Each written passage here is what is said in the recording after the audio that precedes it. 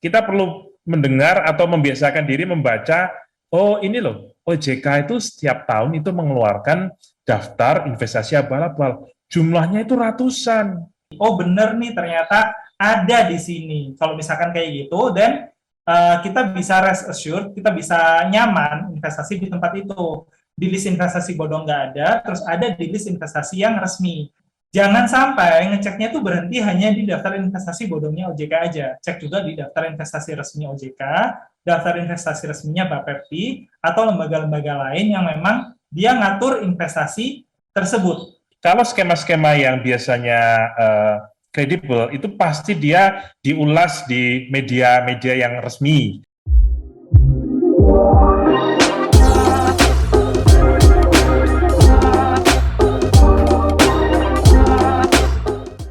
Mas Aji, kalau dari Mavindo sendiri, dari teman-teman Mavindo nih, ada nggak sih yang pernah melaporkan kalau dia menerima penipuan investasi gitu secara langsung mungkin ke Mas Aji atau ke Mavindonya? Karena mungkin kalau tadi kan baru tahu nih ketika ada habis ditipu mesti lapor ke sini ke sini. Nah, kita kan kalau orang awam taunya Mavindo selama ini edukasi hoax investasi segala macam, lapornya justru ke Mavindo. Nah, kalau Mas Aji dan teman-teman di Mavindo gimana nih? Ada temuan gitu nggak, Mas? Ya, baik. Ya, sebentar. Ya, jadi kita juga beberapa kali ya mendapatkan informasi ya dari netizen gitu ya, yang mereka atau misalnya keluarganya itu menjadi korban gitu ya dari beberapa skema investasi abal-abal.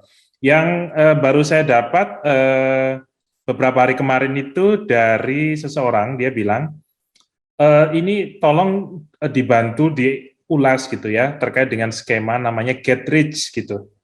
Jadi ini skema yang diikuti oleh beberapa anggota keluarganya yang mereka katanya daripada ditaruh di bank yang nanti katanya nanti malah jatuhnya riba, mending saya dan ini anggota keluarga itu taruh saja di ini Get Rich karena dia bisa dapat imbal hasil yang tinggi gitu ya.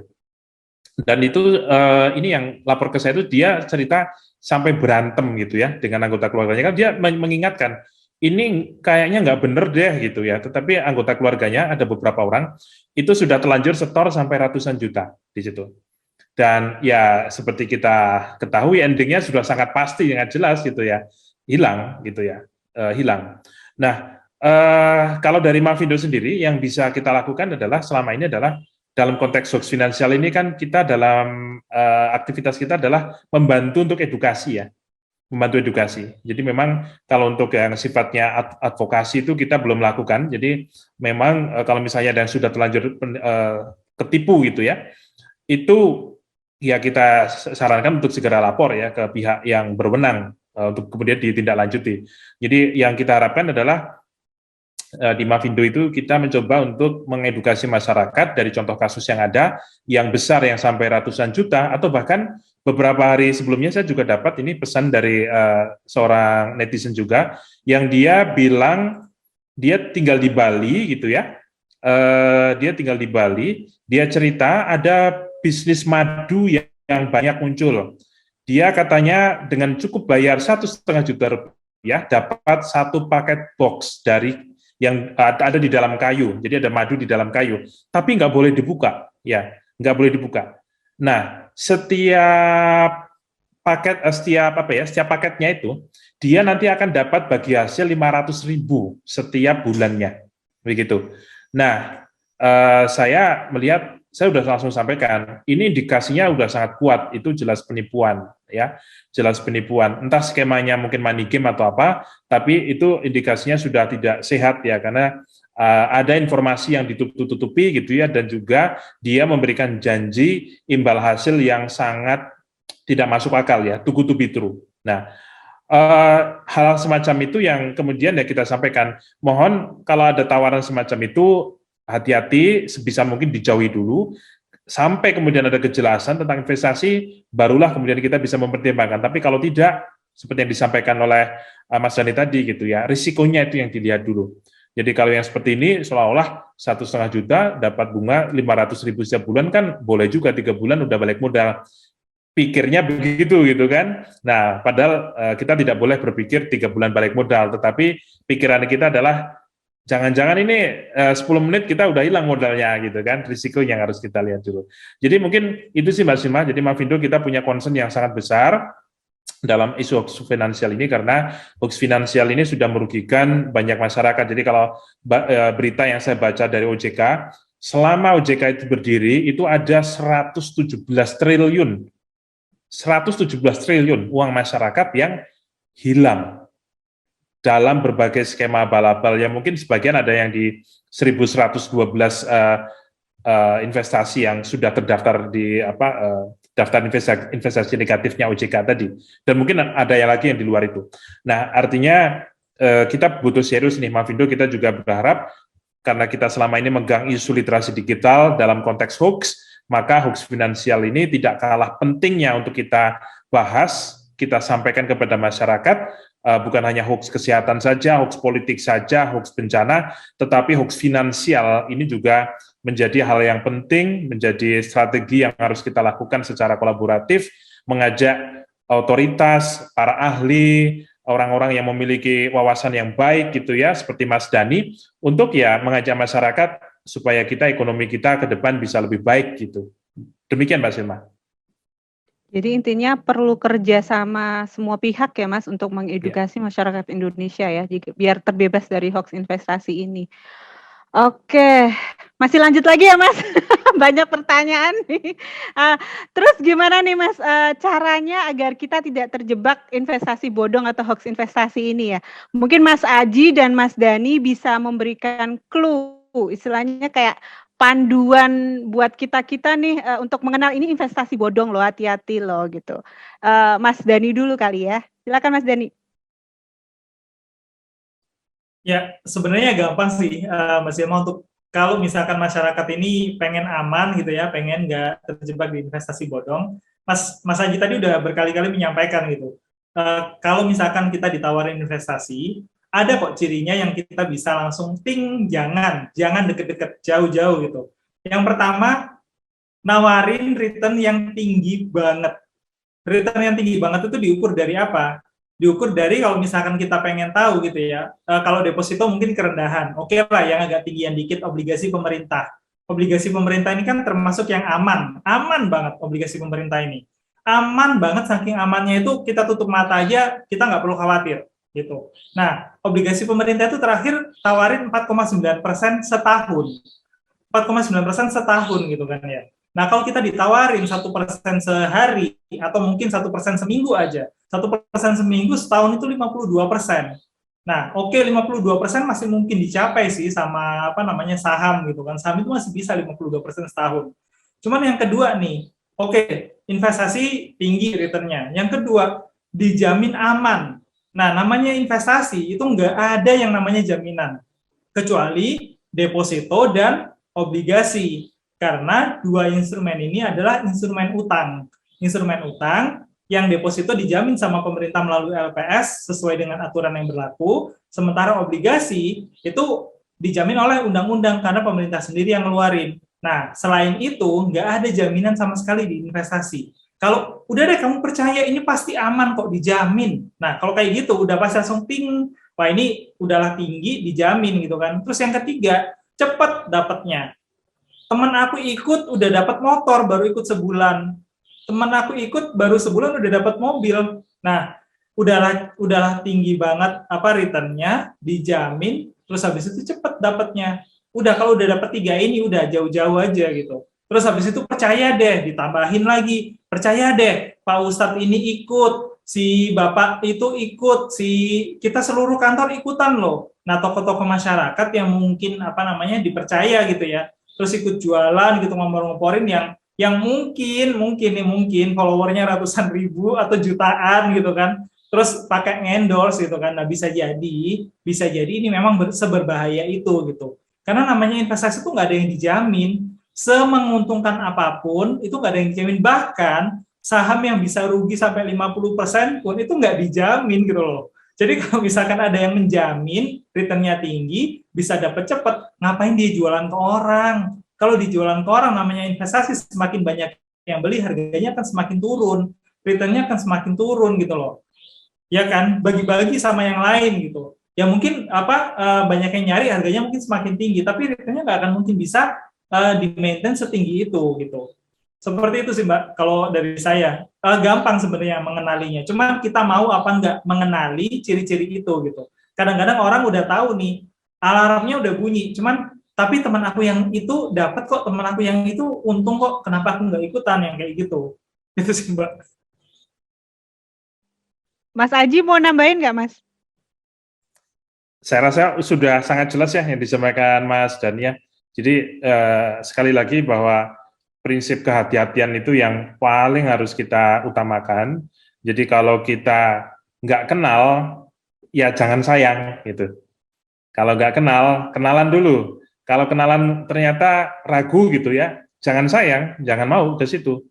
Ya kita baru mau betul-betul ngasih kepercayaan kepada pihak lain untuk megang uang kita, mengelola uang kita gitu ya. Kalau kita benar-benar kenal 100% ya, luar dalamnya itu kita kenal. Selain itu, jangan deh, mending kita nanti lihat yang lain gitu ya. Jadi sejelek-jeleknya kita pegang uang gitu ya, itu ada banyak skema-skema yang mungkin kita bisa lebih mudah untuk untuk naruh gitu ya. Misalnya tadi di obligasi atau misalnya dibelikan emas gitu ya. Tetapi tentu semakin lama kita belajar tentang masalah finansial, kita mungkin akan mencoba yang baru gitu ya, tetapi tentu tidak asal baru, tetapi yang betul-betul kita ketahui, yang betul-betul itu berasal dari sumber-sumber yang terpercaya. Jadi kita harus berprinsip bahwa yang namanya finansial itu tidak ada kata istilahnya instan ya untuk belajar. Kita memang butuh untuk terus-menerus untuk belajar, apalagi mungkin yang latar belakang finansialnya mungkin boleh dikatakan terbatas ya, seperti saya juga bukan orang latar belakang finansial. Tetapi saat ini media sosial, media digital itu membuka kesempatan bagi kita untuk kemudian bisa mengenal pihak-pihak atau katakanlah lembaga-lembaga yang kalau mereka berbicara tentang isu finansial itu layak dipercaya, dan tugas kita untuk belajar mengenali mereka-mereka itu dan tidak terjebak ke ranjau-ranjau yang jumlahnya masih sangat banyak ini, Mbak Zilma. Kalau saya ini ya, jadi resumenya, jadi tadi dari Mas Dani sama Mas Eko, Mas Aji, jadi untuk clue ya istilahnya, clue dari investasi bodong nih, tadi yang satu menawarkan return yang tinggi banget ya, satu, terus kedua dijamin aman. Pokoknya nggak ada investasi yang aman kecuali deposito dan obligasi ya Mas Dani ya. Terus kalau cepet dapetnya itu kayaknya impossible gitu ya.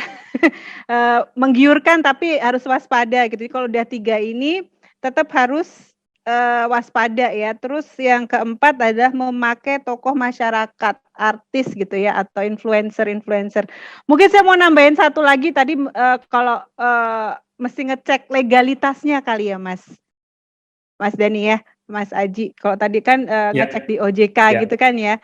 Jadi kalau di resume semuanya, ketika mau investasi kita harus logis, ngecek legalnya. Terus yang ketiga tadi tambahan dari Mas Aji adalah harus learning, belajar, jangan pernah berhenti belajar gitu ya Mas ya. Oke, lanjut lagi nih. Maaf ya, banyak banget pertanyaannya. Nggak apa-apa, Mbak. Ini untuk Mas Aji dulu deh. Saya kalau dikasih begini langsung nyecer. Maaf ya Mas Dani, Mas Aji. Dari Mas Aji nih, terutama dari rekan-rekan Mavindo, ada tips nggak Mas untuk meminimalisir banyaknya hoax yang beredar terkait hoax investasi ini? Ya, hoax investasi atau hoax finansial itu akan selalu beredar selama orang-orang masih menjadi korban. Ya, jadi kita masih melihat bahwa hoax finansial ini masih akan menyertai kita ketika kita masih belum semuanya gitu ya mengetahui tentang mana sumber-sumber yang kredibel tentang masalah finansial ini. Jadi kalau kita bicara apa yang bisa kita lakukan, tentu dari jangka panjang yang butuh kita lakukan adalah mengedukasi masyarakat. Jadi menanamkan tingkat literasi finansial sekaligus literasi digital. Kalau dalam konteks literasi digital ini adalah kemampuan untuk menyeleksi ya informasi mana yang berasal dari sumber kredibel dan mana yang seolah-olah kredibel tetapi sebenarnya tidak. Itu. Nah, tentang literasi finansial sendiri tadi sudah kita banyak bahas gitu. Jadi dengan kita memahami ya dua literasi ini, itu setidaknya membuat kita lebih imun ya terhadap potensi-potensi kita menjadi korban manipulasi dari pihak-pihak yang kemudian akan menjadikan kita sebagai korban gitu. Nah, itu. Kemudian yang kedua adalah pentingnya kita kemudian membangun jejaring kolaborasi atau jejaring silaturahmi dengan teman-teman yang punya minat ya tentang masalah literasi finansial ini. Jadi semakin banyak kita berjejaring dengan mereka, maka kita akan sering mendapatkan masukan, oh ini investasi yang menarik, yang aman, oh ini jangan nih investasi yang ini kemarin kita dapat laporan di daerah ada kasus kayak gini gitu. Itu kita akan mudah dapatkan di era media sosial ini selama kita berteman dengan orang yang tepat.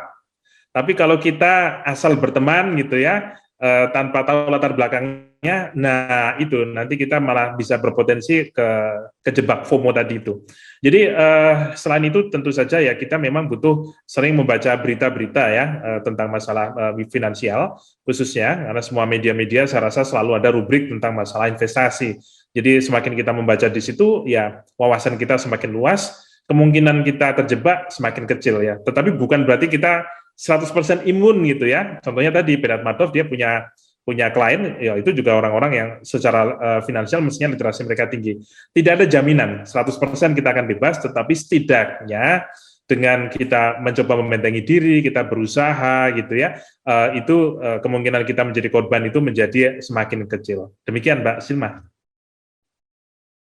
Oke, jadi intinya kita harus balik lagi memperkaya literasi informasi soal finansial ya Mas, sama memperkaya jejaring istilahnya jejaring informan kita ya soal investasi ini. Walaupun tidak ada jaminan ya, kita tidak akan kena tipu, istilahnya tidak akan miss di investasi gitu ya.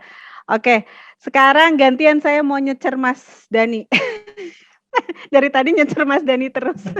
Nah gini nih Mas Dani, kalau Mas Dani ini kan sebagai influencer finansial gitu ya, apa nih Mas yang harus kita bekali, terutama saya, mungkin juga teman-teman yang lain yang istilahnya termasuk apa ya, kalau saya merasa saya termasuk telat dalam mempelajari investasi ini dan financial planning ini kan.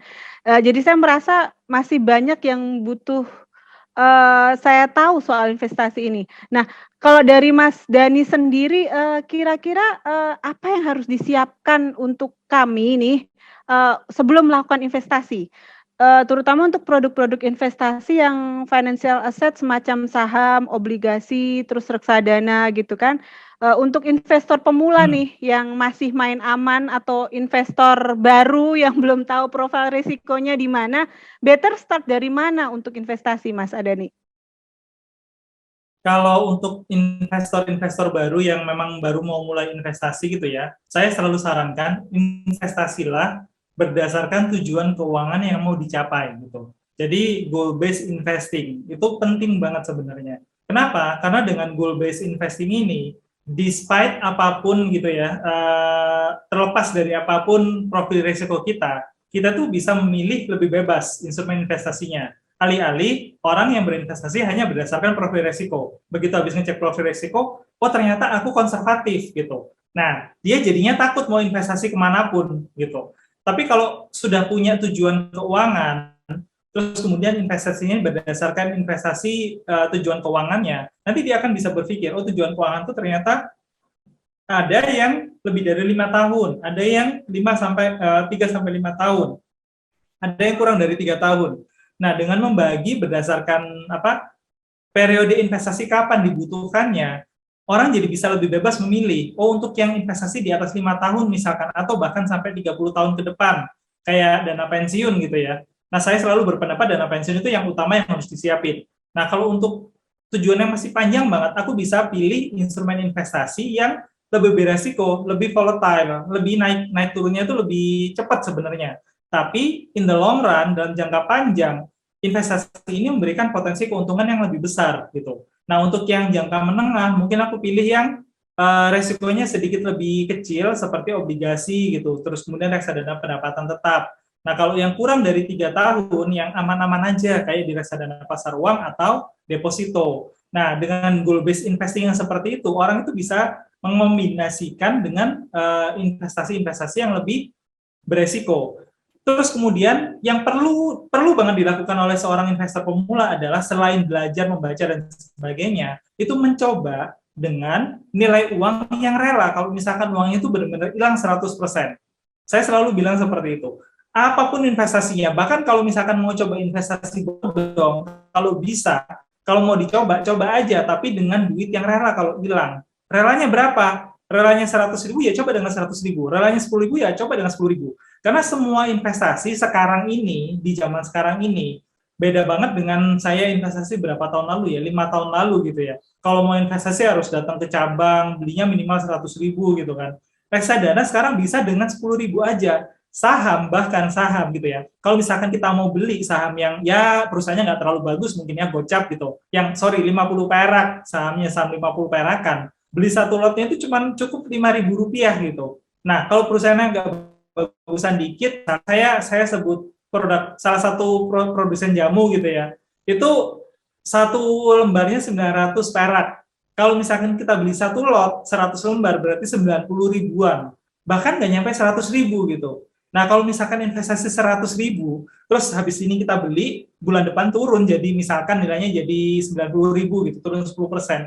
Masa sih kita 100.000 aja ketakutan gitu kalau hilang?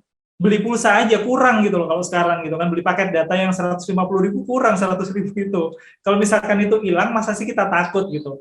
Jadi cobain dengan nilai duit yang kita rela. Kalau duit itu misalkan nilainya turun. Kenapa? Karena dengan kita nyoba, kita jadi tahu, oh instrumen ini ternyata seperti ini ya, obligasi ternyata seperti ini. Oh ternyata reksadana seperti ini, reksadana pasar uang seperti ini. Reksadana pendapatan tetap kalau saya pegang ternyata kayak gini geraknya ya, ini yang mempengaruhi. Kayak gitu. Kalau kita nggak pernah beli, kita nggak akan pernah tahu. Nah, investasi bodong pun gitu. Kalau misalkan mau coba bisa dengan 10.000, kalau ada yang investasi gitu kan. Kalau dia bilang oh nggak bisa, kan harus invest harus gede biar bisa untungnya gede. Nggak apa-apa, aku pengen cobanya 100.000. Kalau bisa cobain nggak apa-apa. Tapi kalau nggak bisa ya udah berarti jangan di situ gitu. Berarti beneran bodong. Kalau misalkan dibilang minimal 1,5 juta, minimal 2 juta gitu kan. Dan kita nggak rela kehilangan duit itu ya jangan gitu. Ya udah berarti bodong, tinggalin kayak gitu. Tapi untuk investasi yang lain, mau emas, mau saham, mau reksadana, mau obligasi 1 juta sih obligasi pemerintah ya sayangnya nggak bisa 10.000 sayangnya. Tapi itu aman banget gitu, jadi bisa dicoba gitu kan. Tapi kalau untuk investasi yang lain, ya coba dengan nilai duit yang kita rela kalau duitnya itu hilang.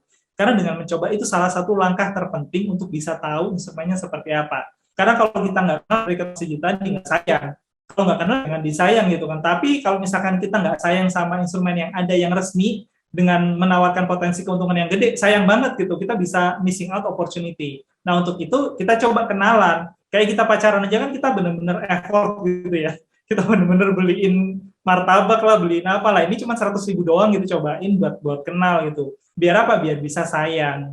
Menurut saya sih gitu. Sesuaikan sama tujuan keuangannya dan kita harus beneran tahu instrumennya apa dengan cara cobain setelah membaca. Karena kalau kita nggak praktek ya kayak orang belajar teori naik sepeda gitu kan, udah hafal luar kepala, harusnya setelah roda berputar kita angkat kaki terus naik ke pedalnya kita putar. Tapi kalau nggak pernah praktek naik sepeda ya nggak akan bisa gitu. Menurut saya sih seperti itu Mbak. Jadi harus siap hilang duit ya Mas, kalau investasi itunya begitu, harus terima Betul. resikonya, harus siap dengan risikonya apapun Yes. gitu ya. Ingat Oke. resikonya dulu tadi kan. Iya, harus ingat resikonya dulu. Terus, balik lagi ke, tujuan awal investasi ya, baru, mengikuti, baru dikombinasikan dengan profil risiko masing-masing gitu ya Mas Betul. Dani ya. Betul. Oke, ini sebenarnya mau pertanyaan pamungkas nih, tapi ada banyak nih, tapi nggak apa-apa kita coba aja. Banyak banget nih.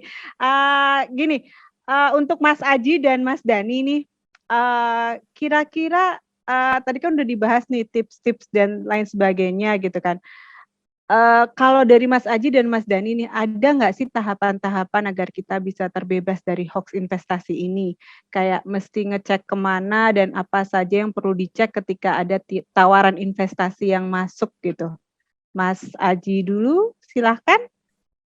Ya, saat ini saya rasa dengan kita menggunakan berbagai aplikasi ya di gadget kita, baik itu di media sosial seperti Facebook, Instagram, TikTok, dan juga aplikasi percakapan ya seperti WhatsApp, Telegram, saya yakin hampir semua dari kita pasti mendapatkan tawaran-tawaran ya, tawar-tawaran baik itu yang sifatnya, ini kamu dapat hadiah voucher, kamu ini mau ikut lelang harga murah nih, atau misalnya yang lebih ramai lagi adalah grup-grup yang kita kadang-kadang dimasukkan secara paksa gitu ya, di Telegram yang saat ini marak, kemudian di situ kita ditawari investasi dengan hasil sekian, dan di sana membanjir bukti-bukti transfer gitu ya, dan juga ada kayak semacam testimoni gitu ya dari orang-orang yang katanya terima kasih saya mendapatkan begini.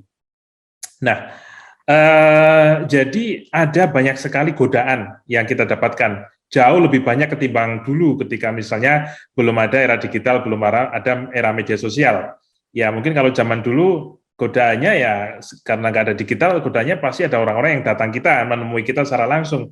Sekarang ini godaannya banyak, muncul dari berbagai tempat sekaligus, bahkan mungkin dari luar negeri gitu ya, dan dia bisa datang masuk ke dalam gadget kita 24 jam tanpa henti. Jadi kapan aja dia bisa masuk. Nah, sehingga disinilah kita perlu untuk berlatih membentengi kita. Jadi yang pertama itu adalah pastikan kita mampu untuk menyeleksi informasi yang masuk ke gadget kita. Jadi ketika ia misalnya tiba-tiba ada pesan masuk di WhatsApp kita mengaku sebagai orang yang ingin menawarkan investasi atau menawarkan produk yang murah, hadiah gitu ya, kita harus bersikap skeptis ya. Skeptis itu adalah ada potensi bahwa informasi ini tujuannya untuk ngakalin saya, karena finansial itu kita harus punya prinsip seperti itu. Kita harus skeptis, kita harus hati-hati. Nah, kemudian kita juga harus mengetahui platform mana yang paling banyak di-abuse artinya disalahgunakan oleh orang-orang yang kemudian mencoba untuk mengelabui masyarakat. Contoh yang saat ini yang paling banyak digunakan ini kan Telegram ya. Telegram ini termasuk platform yang memang memberikan kebebasan berpendapat yang tinggi, tetapi kemudian mereka di-abuse ya, disalahgunakan oleh pihak-pihak yang kemudian membuat grup-grup yang memasukkan kita bahkan tanpa seizin kita, atau misalnya nomor Telegram kita dihack, kemudian nomor itu digunakan untuk menginvite gitu ya kontak yang ada di dalam telepon kita. Nah, ini adalah istilahnya kalau kita dapat tawaran di grup Telegram, itu berarti kita harus hati-hati banget gitu. Kita harus hati-hati banget.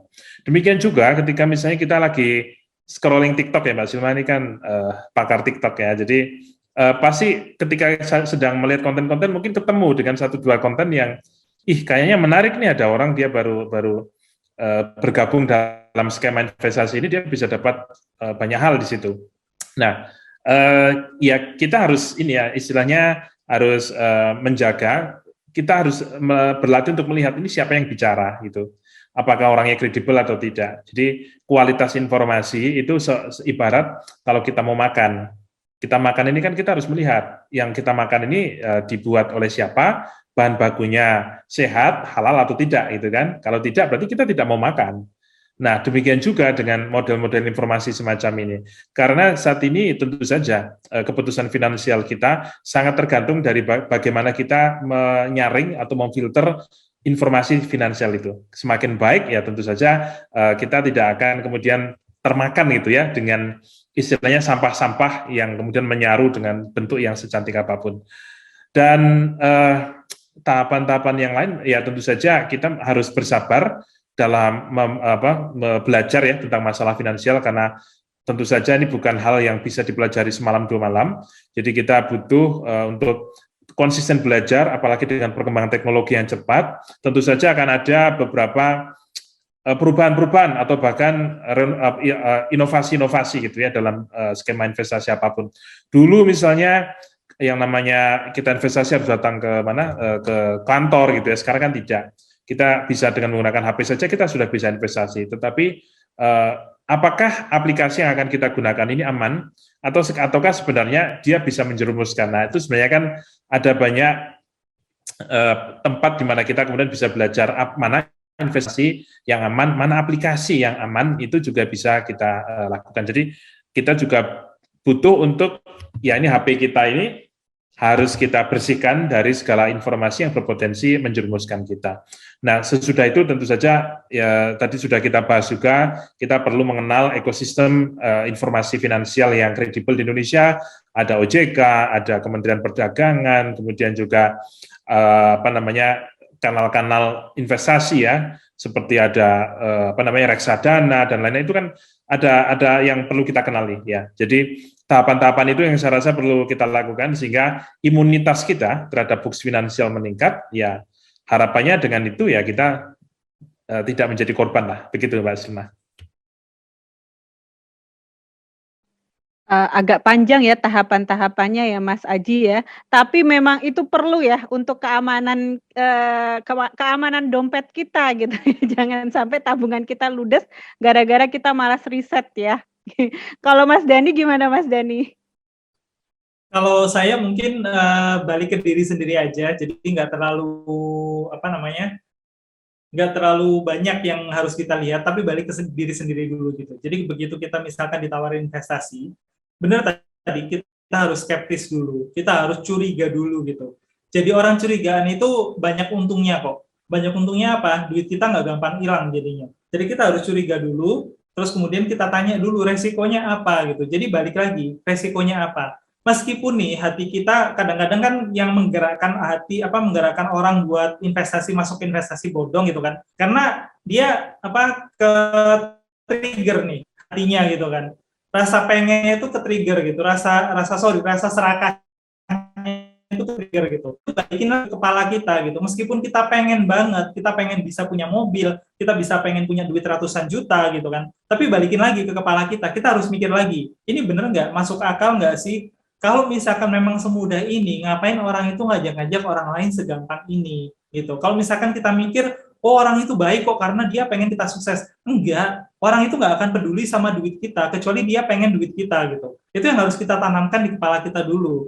Jadi kita tuh harus mikir rasional, kita tuh harus skeptis, kita tuh harus curiga gitu. Kenapa? Karena di zaman sekarang, seperti kata Mas Haji tadi, memang benar. Kalau zaman dulu kita mau transaksi transfer aja, kita harus datang ke bank, harus ngisi formulir. Sementara sekarang kita mau ngapain aja, istilahnya kalau zaman dulu bank itu ada lokasinya, kita harus datang. Kalau sekarang, bank itu dipindah langsung ke tangan kita. Semua bank, satu isinya bank itu dipindah ke tangan kita. Kita bisa transfer, kita bisa beli forex, kita bisa deposito, kita bisa investasi langsung dari genggaman kita gitu. Jadi banknya itu ada di tangan kita. Yang ngamanin bank kita siapa? Yang ngamanin rekening kita ya kita sendiri, nggak ada orang lain yang bisa ngamanin selain kita sendiri. Kalau zaman dulu yang ngamanin itu teller, yang ngamanin itu customer service, yang ngamanin itu si security yang jagain bank gitu kan, yang jagain cabang, karena mereka akan ngecek tanda tangan kita, mereka akan ngecek segala macam. Kalau zaman sekarang, kita tuh tinggal cuman ngeliatin smartphone kita kayak gini kan. Kalau kita mau transaksi nih, kita tinggal kayak gini doang. Udah, jalan semua transaksinya. Nggak ada lagi yang lain-lain, nggak ada lagi teller yang akan meriksa tanda tangan kita, nggak akan ada lagi security yang meriksa KTP kita bener apa enggak, nggak akan ada lagi orang di belakang verifikator yang ngecekin transaksi ini bener apa enggak. Karena kita udah jadi banknya, kita udah jadi eksekutornya sekarang itu. Jadi harus balik lagi ke diri kita. Ingat-ingat kalau keamanan duit kita itu ada di tangan kita, bukan di tangan orang lain, bukan di tangan polisi, bukan di tangan OJK, bukan di tangan siapapun, tapi di tangan kita sendiri. Kalau kita udah transfer, oke, transfer hilang gitu kan, ya udah, yang tanggung jawab diri kita, jangan nyalahin orang lain. Yes, penipu benar, mereka memanfaatkan kelemahan kita, tapi yang mentransfer itu duitnya kita sendiri. Gitu. Jadi tanggung jawab ada di tangan kita, dengan menyadari kalau tanggung jawab ada di tangan kita, itu kita nggak akan sembarangan transfer duit kita ke orang lain. Menurut saya seperti itu, Mbak. Jadi biar ingat gitu, tanggung jawab itu ada di tangan kita sendiri, bukan di tangan orang lain. Apapun penipu yang mau lakukan, kalau kita nggak mentransfer, nggak akan dapat duit kita. Karena orang nggak akan peduli sama kita kecuali mereka pengen duit kita. Mohon maaf nih saya ngajarin curiga ke orang. Nggak apa-apa Mas, justru saya mau ngambil garis besar dari Mas Aji dan Mas Dani itu adalah saya mau mengajak mari kita menanamkan sikap skeptis gitu kan ke teman-teman semua demi kelangsungan ekonomi masyarakat Indonesia gitu kan ya, karena bagaimanapun keputusan investasi ada di tangan kita gitu, nggak ada yang bisa disalahkan karena balik-balik semua keputusan investasi ada di tangan masing-masing gitu ya Mas Dani ya, Mas Aji. Oke, aku mau nanya ini kayaknya pertanyaan terakhir saya deh. Mungkin dari Mas Aji dan Mas Dani nih, kira-kira ada nggak rekomendasi aplikasi apa yang bagus bagi teman-teman yang ingin melakukan investasi? Mas Aji, Mas Dani silahkan. Nah itu saya nggak tahu, itu mungkin Mas Dani yang bisa menjawab. Kalau ditanya rekomendasi aplikasi apa, seperti saya bilang di awal, saya nggak akan sebut nama aplikasi atau apapun, kecuali saya dibayar gitu kan. Nah, yang bagus apa gitu? Yang bagus adalah yang kita tahu aplikasinya itu jualan apa, terus kemudian resikonya bagaimana, skema jual belinya seperti apa, terus kemudian uangnya kita itu diamankan dengan cara bagaimana. Kalau kita tahu semua itu, dan itu ada aplikasi yang terbagus buat kita. Banyak banget aplikasi yang bisa kita download, yang bisa kita pakai, tapi untuk amannya, kalau misalkan mau saham nih, kita tinggal buka idx.co.id. Ini di Indonesia udah lengkap kok, udah ada semua kok. Kita tinggal buka idx.co.id, nanti di situ ada daftar sekuritas anggota bursa. Jadi nanti apa yang kita pakai, bahkan aplikasi A gitu ya, PT-nya itu pasti ada terdaftar di situ, terdaftar di IDX itu, anggota sebagai anggota bursa. Dan kalau misalkan teman-teman mau investasi saham, terus mau buka rekeningnya online, di idx.co.id, kalau misalkan bingung cari aja di Google, idx.co.id, buka rekening saham online. Nanti ada di situ sekuritas-sekuritas yang bisa buka rekening sahamnya online. Gitu. Jadi nggak perlu kemana-mana, langsung dari idx.co.id. Untuk reksadana belinya lewat mana yang paling bagus gitu kan? Saya selalu bilang reksadana bagus beli di platform yang sudah terdaftar di OJK. Di situ ada juga reksadana.ojk.go.id. Siapa aja yang jualan ada daftarnya. Siapa saja nama manajer investasi yang punya izin buat jualan reksadana, buat terima titipan dana dari masyarakat, itu sudah terdaftar di OJK. Jadi tinggal cek, yang ini aman nggak, yang itu aman nggak? Itu pertanyaan yang paling sering saya terima. Ini aman nggak, itu aman nggak? Saya selalu tanya, kamu udah cek OJK belum? Saya selalu tanya gitu, dan mereka jadi bete gitu kan. Terus mereka jawab, belum gitu. Nah kalau belum, cek dulu, ada apa nggak di OJK? Jangan nanya saya. Kalau saya bilang, ya itu bagus, kamu yakin saya bayar? Kamu yakin mau pakai itu? Nah, saya bilang, kalau saya sebut sesuatu, saya itu dibayar gitu kan. Saya bilang kayak gitu. Dan mereka jadi, ya benar juga, ya yaudah deh, aku cek dulu kayak gitu. Nah, itu kalau untuk kayak saham dan reksadana. Kalau mau beli emas, kalau mau beli forex, kalau mau beli kripto, dan bukanya Bapepti. Cek di Bapepti. Ini bener nggak? Terdaftar nggak ya platform A ini di Bapepti? Kalau misalkan terdaftar, mau beli di situ, silahkan. Kripto pun izinnya itu dari Bapepti, karena sekarang masih dianggap sebagai komoditas gitu. Jadi mau beli apapun, ya udah cek dulu Bapepti ada nggak? Si toko ini gitu ada gitu kan. Oh ternyata si Indo apa gitu ada di situ. Atau ya apa gitu ada di situ, ya udah beli pakai itu. Sederhana nggak? Ya tergantung sederhana atau enggaknya, itu sangat subjektif sekali. Kalau menurut saya sederhana, buat teman-teman rumit, ya nggak nyambung juga gitu kan. Menurut saya sih seperti itu, Mbak. Semoga menjawab ya, Mas Firma ya. Jadi cek di idx.co.id, cek juga di OJK, cek juga di Bapepti ya. Atau Betul. paling gampang cek Instagramnya Mas Dani Rahmat gitu untuk tahu aplikasi-aplikasi yang dipakai sama Mas Dani. Gitu ya Mas Dani ya. Kalau yang saya sebut pasti saya dibayar ya Mbak ya. Nggak apa-apa. Oke, seru sekali obrolan kita hari ini. Cuman sayang banget waktunya tuh terbatas sekali. Ini bukan terbatas lagi, udah over ya. Sebelum saya tutup, mungkin ada closing statement dari Mas Aji dan Mas Dani. Untuk teman-teman semua nih mungkin bisa Mas Aji dulu, silahkan. Iya, baik Mbak Suma. Jadi kita hidup di era di mana informasi-informasi itu mengalir dengan deras langsung ke gadget kita, jadi tanpa lama-lama itu ada ribuan informasi yang kita dapatkan setiap harinya. Nah, sebagian informasi itu baik, bisa membangun diri kita, tetapi jangan lupa bahwa ada banyak pihak yang berusaha untuk mencari korban-korban, untuk mengelabui kita, untuk memperkaya diri mereka dan memiskinkan kita. Jadi ingat, ada yang memang seperti itu. Nah, untuk itu maka kita butuh untuk melindungi diri kita, melindungi keluarga kita, melindungi teman-teman kita gitu ya, dan mungkin masyarakat di sekitar kita.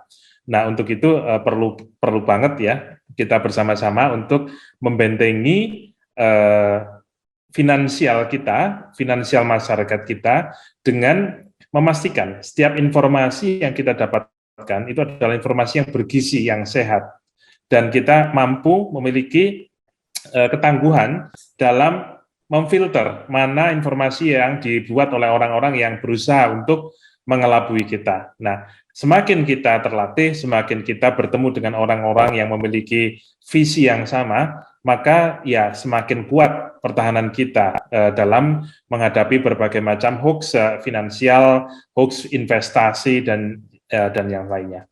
Jadi mungkin itu Mbak Silma, semoga pertemuan kita malam ini itu bisa menjadi penyemangat gitu ya, bahwa yuk nggak ada istilah kita berhenti belajar tentang masalah finansial, kita perlu ngobrol, perlu belajar dari banyak sumber yang terpercaya. Itu Mbak Silma.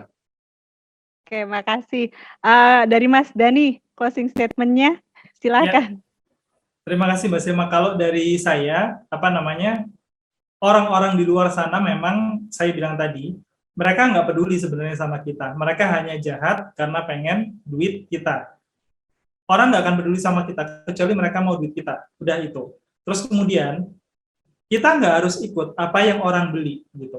Jadi orang mau beli apa, orang mau seuntung apa, kita nggak perlu ikutin. Gitu. Kenapa?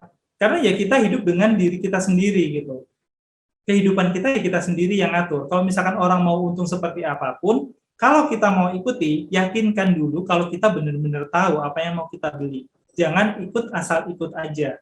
Gitu. Jadi nggak usah pedulikan orang lain itu pamer profit, pamer cuan berapa ratus juta, berapa ratus % selama duit kita aman.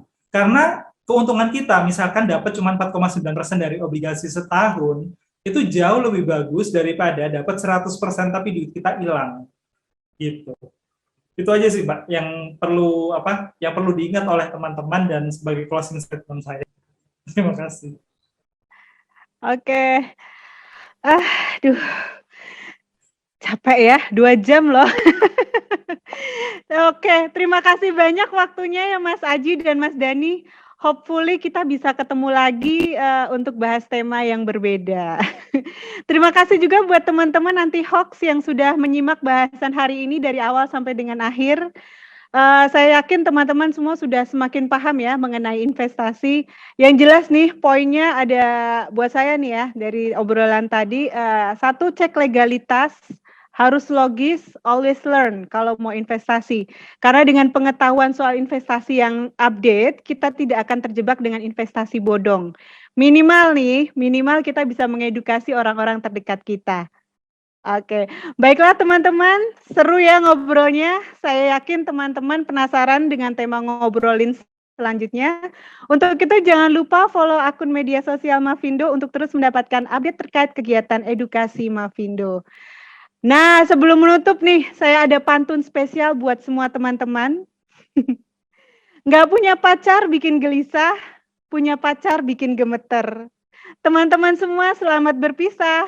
See you later. Saya Silma Akbas, izin pamit undur diri. Wassalamualaikum warahmatullahi wabarakatuh.